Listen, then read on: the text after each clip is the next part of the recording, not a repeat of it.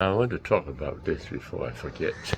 And that is, I noticed that there are many people, religious people especially, but I'm not talking against them, don't get me wrong. I'm discussing about them in contrast to presence, in order to make the reader realize something important.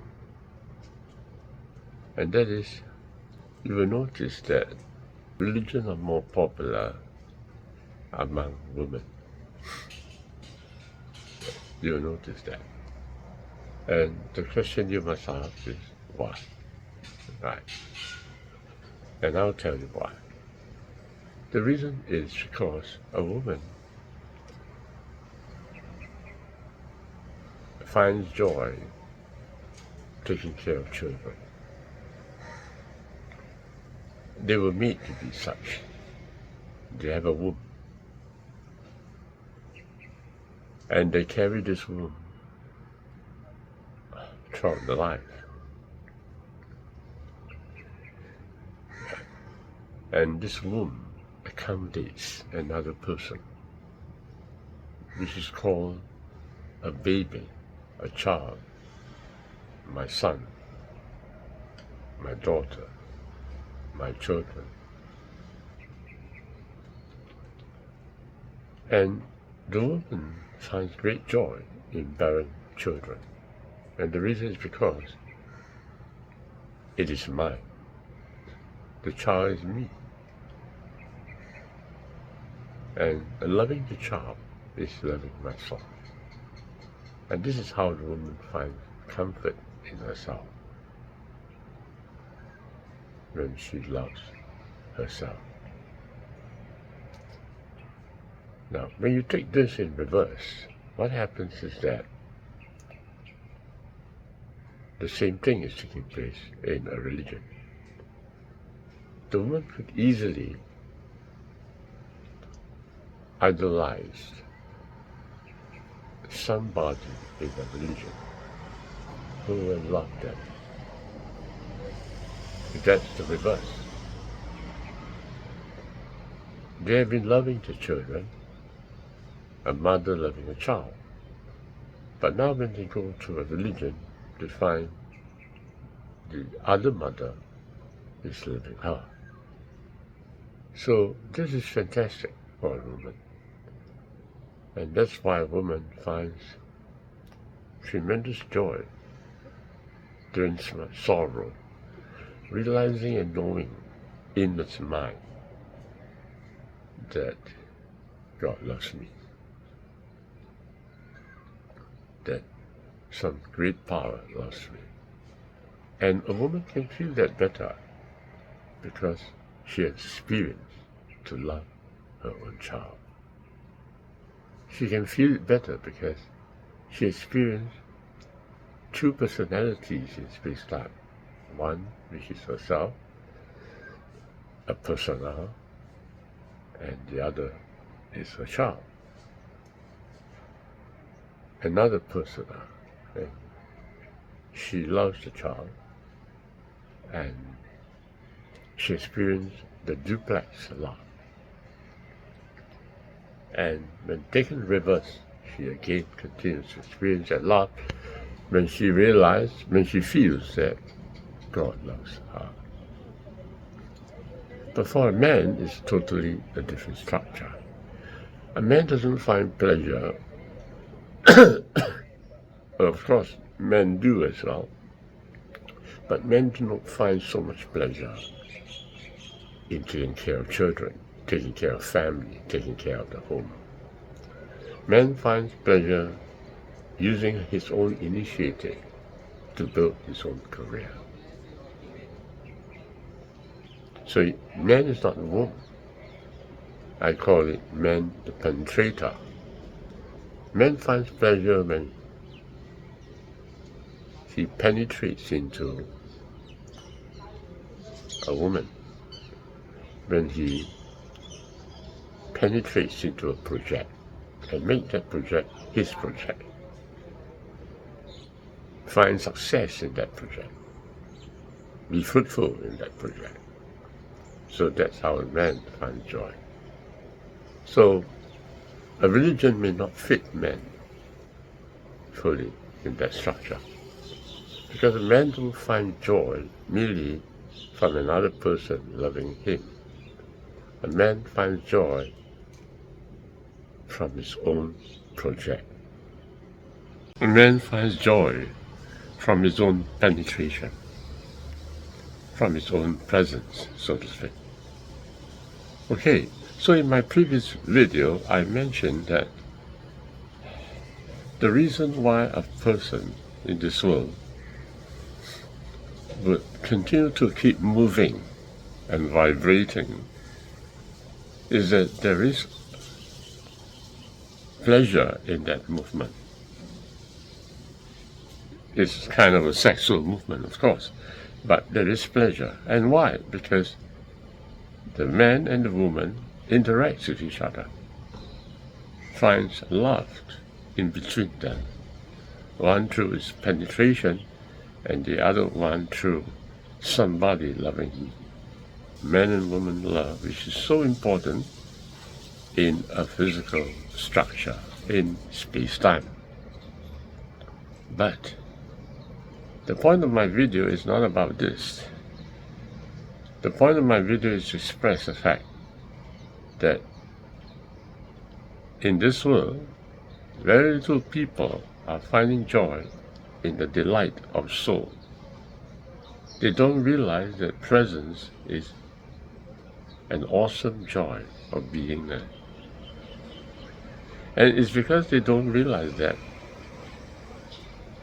they thought that the only way to find joy is to interact with someone, whether it is with a project or with a woman or with a religion, and through that interaction, at least find someone loving me. But in truth, we came into this world as a presence. And presence is the greatest delight of being just me. But human beings generally do not sense that when they enter into space-time. They lost that me. And instead they desire for love through the interaction of another person. I call that stupid, but we can't blame anybody for this. They came here to learn. We all came here to learn something important in that journey. But ultimately, of course, is to discover presence, the greatest joy of me. And when we came into this world, although that was the purpose of our journey, the splitting of space-time into distance and time suddenly pushes us into a world of duality. And for many of us, we move along with thoughts and couldn't get back to the place inside ourselves. And maybe perhaps throughout her whole life, that person is not going to realize who is alive in this world. And we lived in the identity of space-time. I live as David Chiu, and I didn't live as I am. And for many of us, we just forget that. It's a great pity. And that's the reason why I create these videos. Perhaps there's someone in this world who will realize the importance of being me. But not everyone can. But it is a journey we must make as we progress to higher levels of existence. The point why I'm having this video is that I want to say something very important. And that is, a man can live through this whole life being very excited with everything around him, vibrating here and there, from opposite to opposites. But yet, will never realize the true beauty and delight and greatness of me. You see, you can engage yourself with many projects as a penetrator. You can have loved ones through a religion as a woman. But you cannot experience I am until you meditate from observer to thoughts. I realized that when I observe my thoughts, then and then only I enter breath and I touch presence. Without that observation of thoughts, I noticed that I would just simply escape into thought world and forget the true me. Now let me put it in another way to help you to understand what I'm trying to say. You see, we lived in our thoughts. So even while you engage with a woman, and a woman engaged with a man, you're just merely engaging in a thought world. Because whatever you perceive as yourself is what you think. And that is all. So, in all this engagement, interaction in space-time, it is created via our thoughts and our mind. And we are creating images of ourselves in the process of it. And no doubt, we gain a lot of things. No doubt, we will feel that we are rich. I'm rich. And you can feel that I am successful. And you can feel that I have achieved this and I've achieved that. And you can feel that I am being loved. No doubt you can feel all that. But the I that you feel that is being loved or that has achieved is not I am, but just merely a thought in your mind.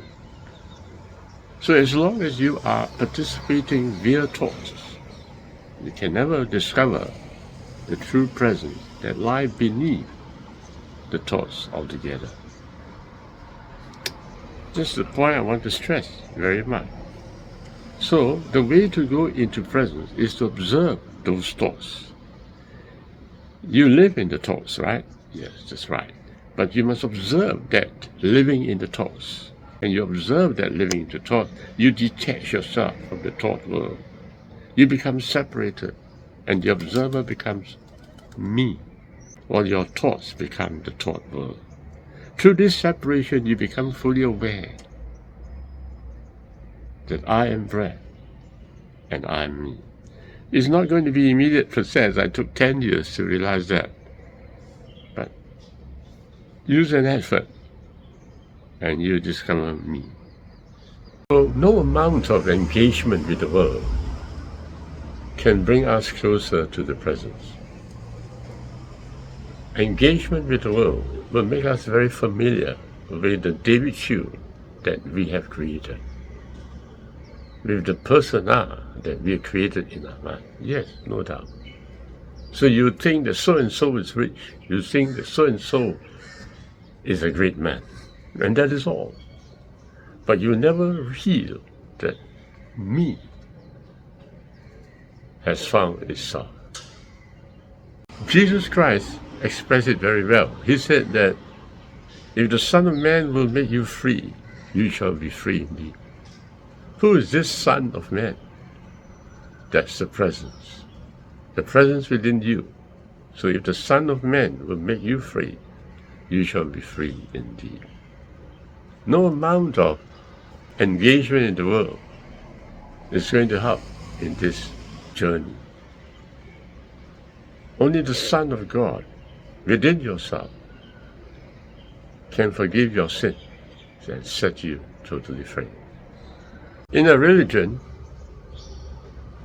the message is for everybody. And to get across the message to people, the word sin is very important, because people feel guilty. That's right. When they can discover themselves, there's a tremendous amount of guilt. But they don't know where the guilt comes from, so they pinpoint it to all the wrongs that they do. And so they say that wrong produces guilt. But actually the true guilt of a man is that the man has lost himself. That's your greatest evil that you do to yourself. In a religion, I would say that you need to be forgiven, and the Son of God is the only one who can forgive you. In a religion, I will tell you that. But my message is not about a religion. My message is about your journey to discover your own presence.